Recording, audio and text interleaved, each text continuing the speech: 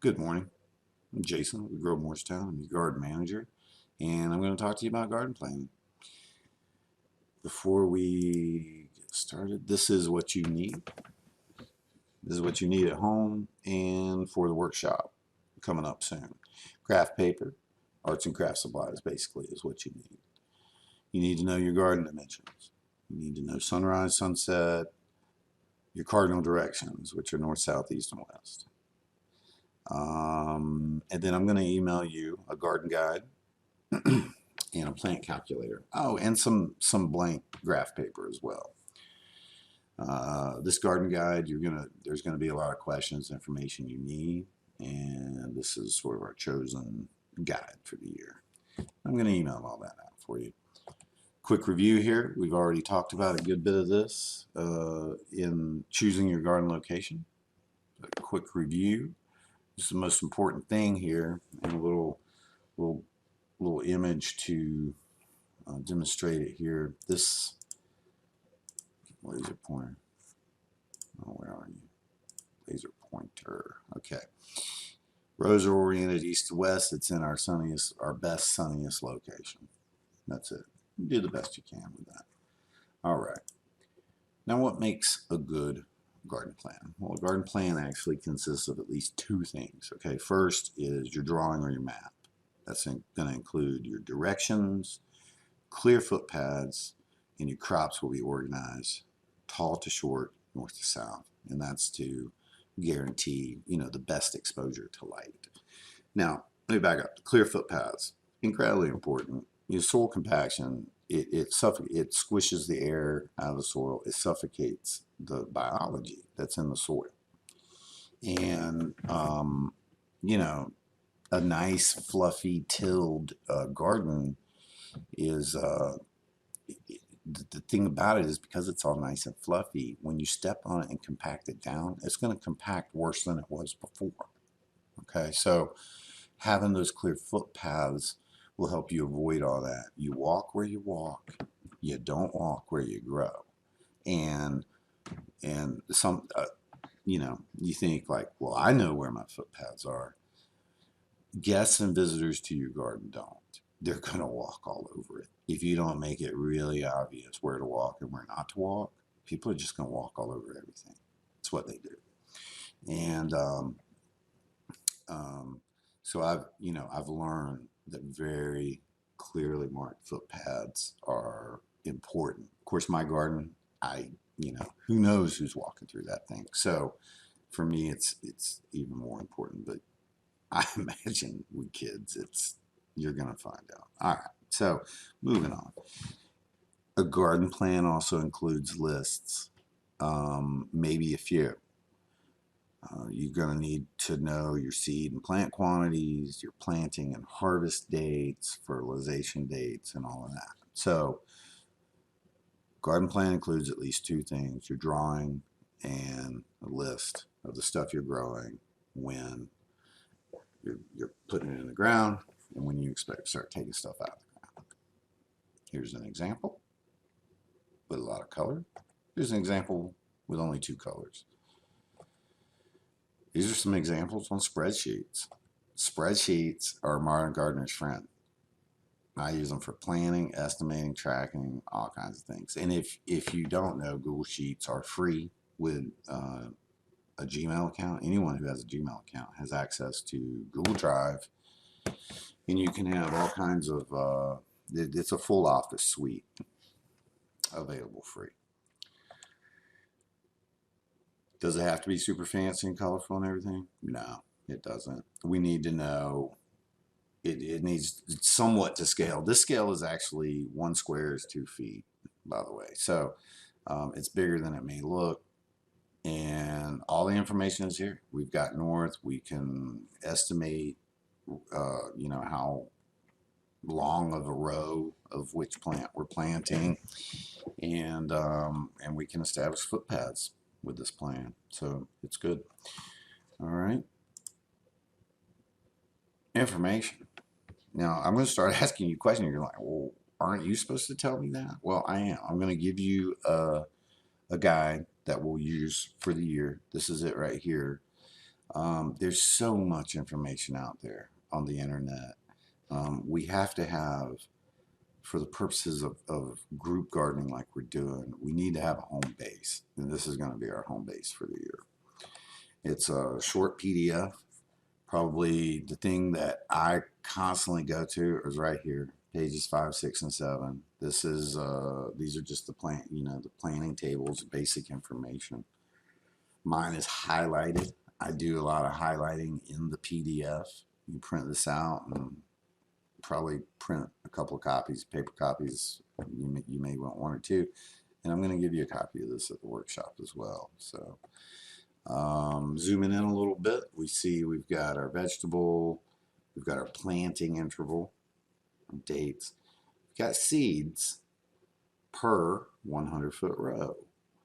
Now, not all of you are going to be growing a 100-foot garden, but it's nice that this is based on 100 feet because it makes the math easy. If you're only growing 10 feet of this, you're going to take this number and divide by 1/10, so on and so forth.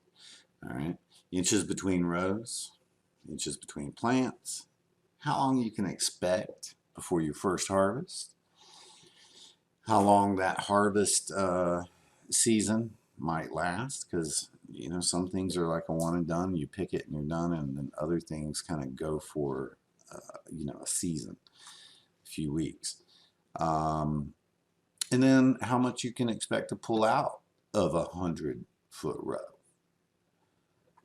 Very interesting. Now you'll notice not everything lines up. You'll notice that seed packets often have different information or slightly different information. And so the question is like, well, which now we're just discussing two sources of information, the guide I'm giving you and this one seed pack, but you're going to find discrepancies in everything you grow. And the more you look on the internet, the more you're going to find. If there are discrepancies, the seed pack wins. And that's because these seeds are developed for their specific quality. Maybe this cucumber starts really fast. Maybe it's heat tolerant. Maybe it's tolerant to diseases in your area. There's certain variety specific things that are going to be taken into account with the seed pack that aren't taken into account on the general guide, because the general guide is general. All right, so seed packs win. You can see here we do line up a little bit. If we find ourselves in this zone here, we're kind of in this weird zone here between green and purple. We can see it starts at May and goes through August. This table here is just talking about when the plant says May to June. Tennessee's a long state. It kind of depends on if you're on the east or the west side of the state, but we can see it loosely matches up. Okay, let's set some goals here in part 3. I'm going to ask you some broad questions to sort of help clarify or identify your goals in the first place. Some of you may know exactly what you want to do, and some of you are just sort of waiting for suggestions. Well, I'm going to give you a lot to think about here. So first of all, what are you going to plant? This is largely based on what you want to plant. What do you love to eat? It's a good question. Who are you growing for? You got your family, friends. You might be growing for market. Maybe you want to sell something. What is known to grow well in your area? Get to know your zone. We are in zone 7A. Depending on your property may be a little colder, a little hotter, a little windier, or whatever, but think of zone 7A is a good place to start. All right. Other things to consider: health and dietary goals. I started gardening because I was into juicing at the time and realized that I could grow most of my ingredients for my juice for pennies on the dollar compared to shopping at the store. And I knew exactly how it was grown. You may grow for the experience. I'd never grown beans until 2 years ago, and I, actively set out to teach myself how to grow beans, and this will be my third year starting, but I had to start somewhere. So you may be, maybe your experience level, you're not that confident. You want to keep it simple this year. That's another way to look at it. You may think about a themed garden. It's an idea. Think salsa garden, pizza garden, salad garden. Stick to a theme. That can help narrow the list down. Sometimes we struggle with too many options. All right, you can grow for soil health, diversity, improved ecosystem. Think about putting in some pollinator plants, one or two. If you don't like zucchini and squash, they attract a lot of pollinators that go well in gardens. So if you're not growing zucchini and squash, maybe think about one or two. In off seasons, think about growing grasses, beans, and things like that to improve your soil health, so it's not just sitting there naked with the carbon evaporating out of it, or weeds taking it over. So you may grow a certain crop in an off season or between growing times to protect and enrich and fertilize the soil. And so that should be included right along with anything edible that you want to grow. So think about those things too. How much are you going to plant? Now, with limited space, it's often an exercise in priorities. So, think about what's the big thing that keeps everybody coming back for seconds and thirds. You're probably going to want to grow more than that. That'll be your priority. How big is your garden? How much fresh food do you want versus preserved foods? Things that harvest all at once. If you have enough for 10 families and they harvest all at once, right? Well, you're going to have to put that food up or give it away so everyone can eat it fresh. And so there's a little bit of a balancing act that we'll become better at as time goes on. And of course, there's some online resources and guides that can give you an idea of how much to grow per person in your family. Again, the garden guide has some expected yields in that last column as well. And so, but this is one of those things where experience really pays off, because the guides are based off of another family's experience, and so it's fairly subjective. So you have to do the best you can with that.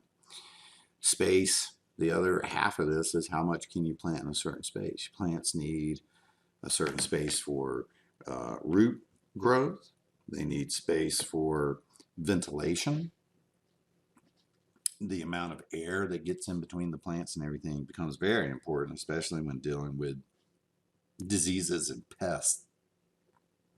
Oftentimes, the problems that I've had when I've made the mistake of overcrowding a garden, because I've done it a lot, is with bugs and diseases. It's not necessarily with the plant growth, because there's ways to encourage it to grow even though it's crowded. The problem is in the ventilation. Okay, so back to this now. So this is what 10 feet of potatoes look like. Potato space at 12 inches apart. So that's looking like 10 potatoes in 10 feet at a foot. So you can get 6 tomatoes in the same space, but that's because those space at 18 inches. Actually, some suggest 24 inches on tomatoes. It depends on how big and bushy the tomato is. But so 18 to 20. You may even put, one less and give yourself a little more ventilation. Now this is what 10 feet of radishes look like. But this is not 10 feet. This is actually 30 feet. Okay, because this is 3 rows, because it's triple planted. They can grow very, very close together. But do understand that this is not 10 feet. This is 30 feet. So when you're calculating how much seeds you have be aware of that. This is actually 30 feet. This is 10 feet, and this is 10 feet, but this is 30 feet. Okay, hope I didn't complicate that. Trellising. Bring this up now. We're going to talk a lot more about this when we talk about planting, but this saves you space because you're growing up instead of out. If we look at some things that trellis, you may not be aware. I mean, you probably are aware. Beans grow two different ways. Some are on a bush and some grow on a vine. And if they don't grow up, they're going to grow out. So beans can grow on the ground, but they're highly, way more susceptible to diseases and whatnot. Don't grow beans on the ground. Forget I said that. Okay, cantaloupe can grow straight up. Cucumbers do amazing on trellises, grow straight up. You can see this, it says plant 12 inches apart and then 72 inches between rows. Well, you can take that 72 and shoot it straight up in the air, right? And it's not taking 72 inches out of your garden space. It's just going to go straight up. All right, one more slide here. Field peas on a trellis. Pumpkins can grow on a trellis. Smaller ones are going to do better. Winter squash and even watermelon. People can grow those straight up to support the fruit. The bigger it gets, I see people using all kinds of hacks, different ways of fashioning hammocks. But if you're limited in space and you want these things, it can be worth trying. All right, so don't think too much about that. Now, let me back up. Now, don't think too much about this. Just know that if you see a garden plan and it says cucumbers in this tiny space or whatever, you may want to differentiate that these things are going to be trellised, whereas you may grow cucumbers and you're just going to let them vine on the ground, and that's fine. They'll do okay like that. Just know it's going to take a lot more space. All right, when are you going to plant it? There are 3 general planting times in the garden: early spring, and late summer. Finding the information we discussed already.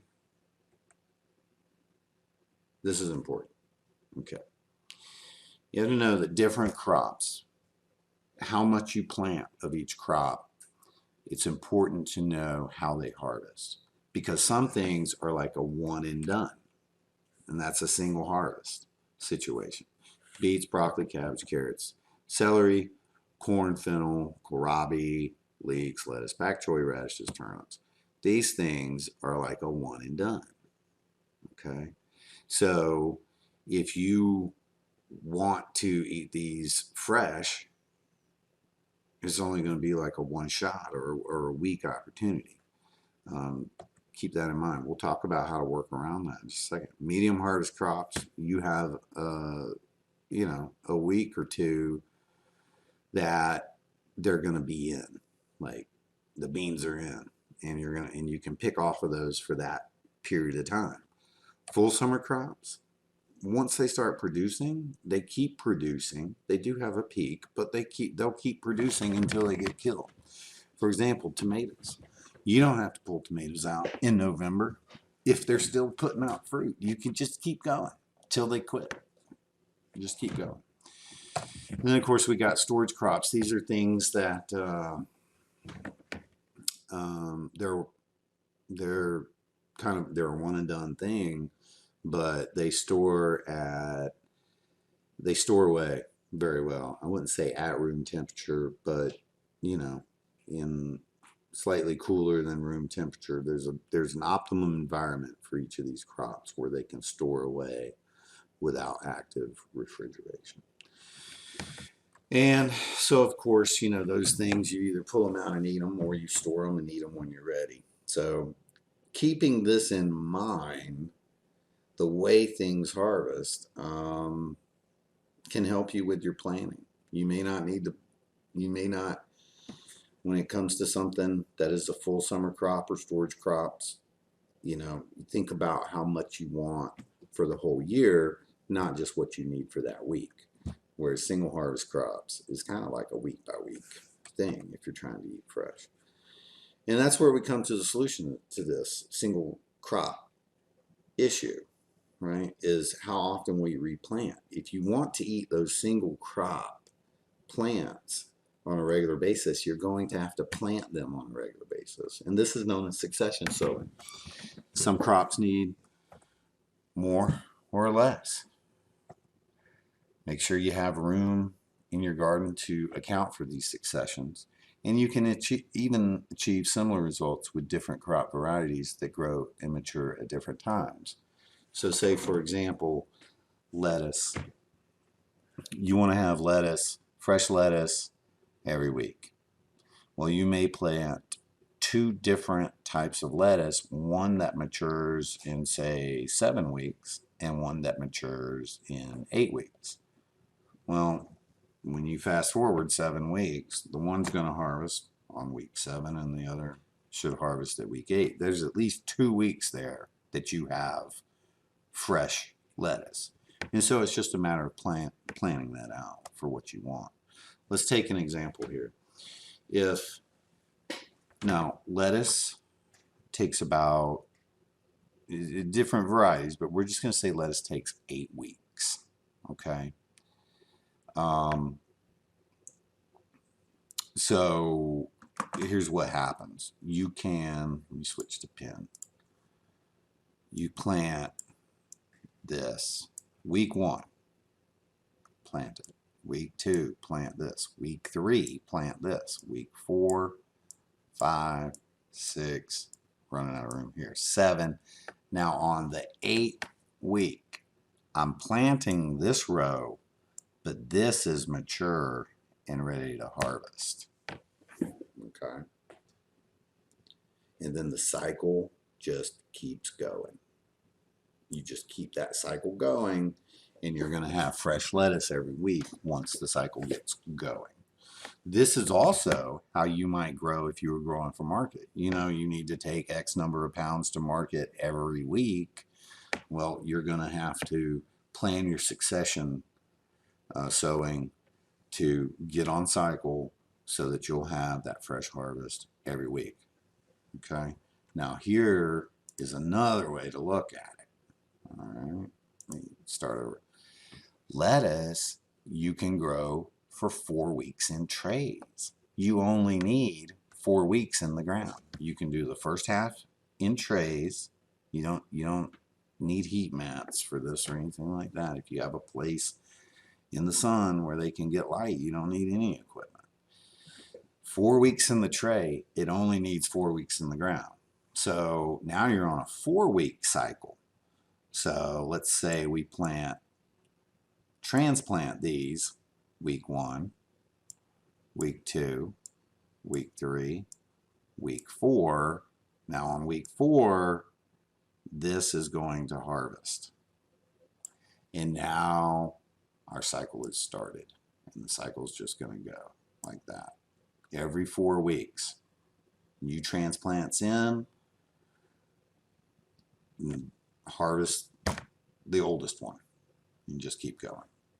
So that is succession planting in a nutshell. And you're going to have a combination of those techniques, because if you just plant your garden all at one shot, let me sort of rephrase that. You can plant everything all at once, and it'll start harvesting it at different times, but those single crop varieties, just understand that's, you're just going to get one of that. You may not get what you think you're getting until you really grasp this succession planting concept here in practice. Okay, so getting started on paper. So we're going to take our graph paper and kind of establish our infrastructure first by marking out our borders and footpaths. And then we're going to take our lists. You take your list that you've made of what you want to grow and organize that by height and planting season. And this comes out of what your goals are. You're going to organize your list spring, summer, and fall. You know, and by fall, I mean late summer planting. You plant late summer for fall.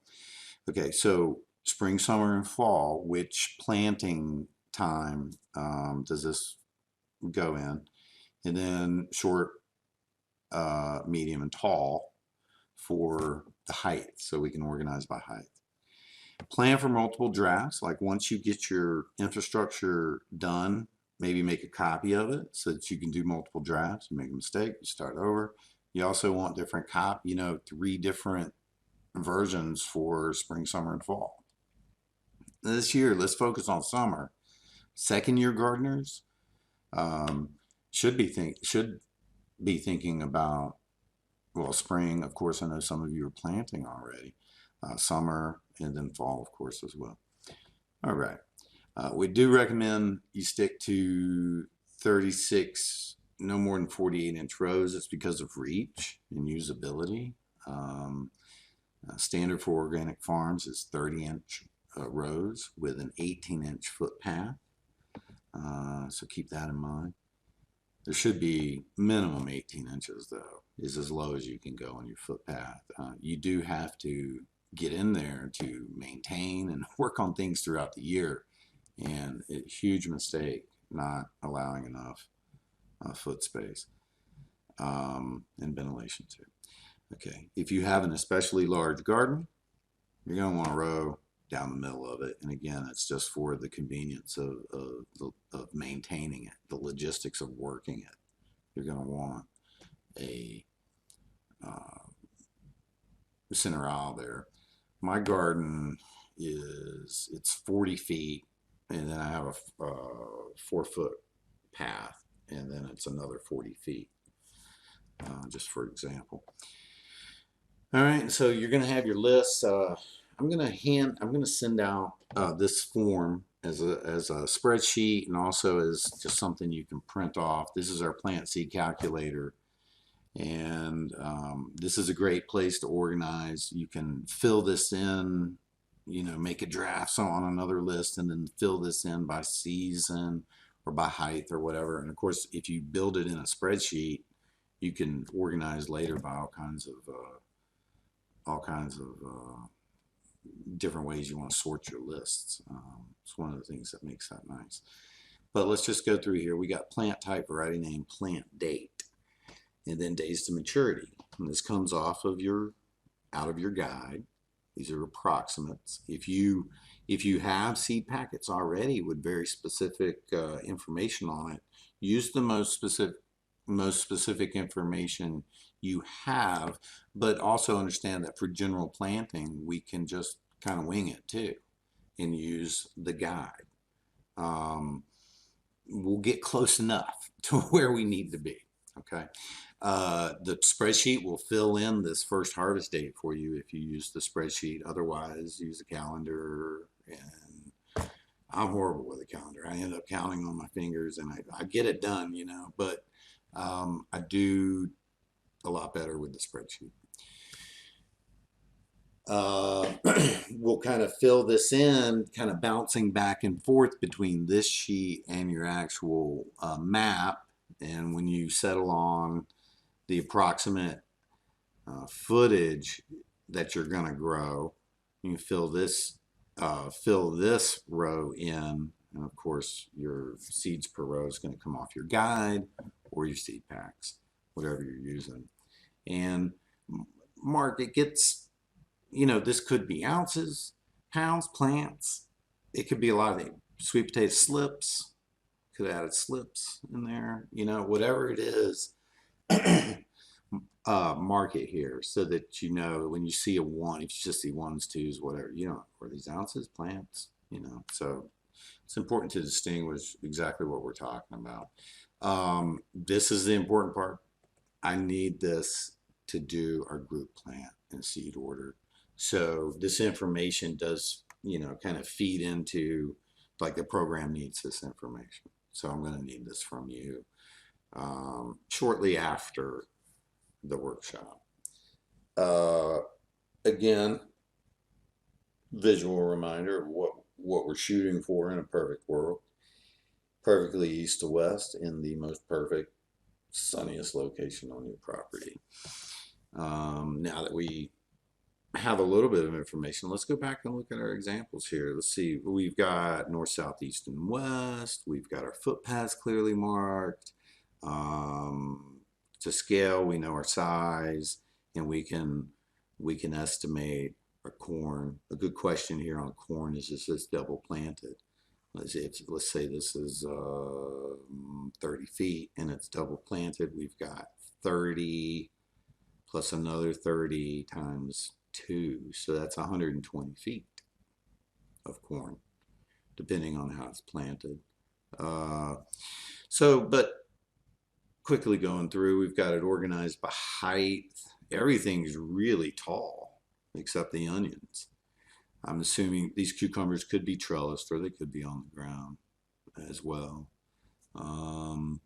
If they're trellised, I might do the cucumbers in this row, maybe split this or something, because the cucumbers could trellis a good bit higher than peppers. It just depends. So this would be a question of how are you going to grow it? Are you going to grow this on the ground or trellis? If you were going to grow it on the ground, growing this on the edge of the garden would be a good idea, because it could then, it could like trellis down here in this area. It could trellis out of the garden rather than being in the middle, and not trellis, but grow, vine out on the ground into an open area, rather than being here in the middle of the garden where it's going to vine out into other plants. And it'll be a battle of what's strongest. I've had that happen with pumpkins, and they will definitely invade your other areas. This one again, everything's really tall for the most part in this garden. We can see here's sunset marked down here. We've got our center footpath here. Yeah, and everything's really tall. So except for squash, again, this cucumber could be tall or short. It depends, but this is it's a good design. This one's probably going to look a little different. It is on a big hill. It's on a pretty steep hill. It's, somewhat terraced and may become more and more terraced over time, depending on the garden style they do. But this is one of the situations where they did the best they could with the slope and the way it was positioned, and it's really turning out great. It's really turning out great, but it looks different because it is different. It's a little different. All right, and for the workshop, some of you've been in communication with me. I know you're working on your papers and you're bringing it, but reminder, bring your papers to the workshop. Bring your garden plan, your rough drafts, print out whatever. Bring it. Bring everything you've got, what you do have, to the workshop. Keep chipping away at making sure you're ready for tilling when we're watching the rain. It's rainy season. So, but as soon as things dry out, we want to get boom, boom, boom. We got to get these done. There's a lot to do. So let's make sure we keep checking in on you as far as where you are with tilling. A few of you are totally complete. Craft paper, art paper, bring stuff with you. I'll bring all that I have. I'll have some things available at the workshop. I'm going to hand out copies of your UT extension guide, so you have that. I have some gifts to give away for our new families. That's always exciting. And of course, our seeds are available. And I think that's pretty much it. So make your list, organize the list by height and season, start mapping out your space so that you have a good template to work with for moving forward.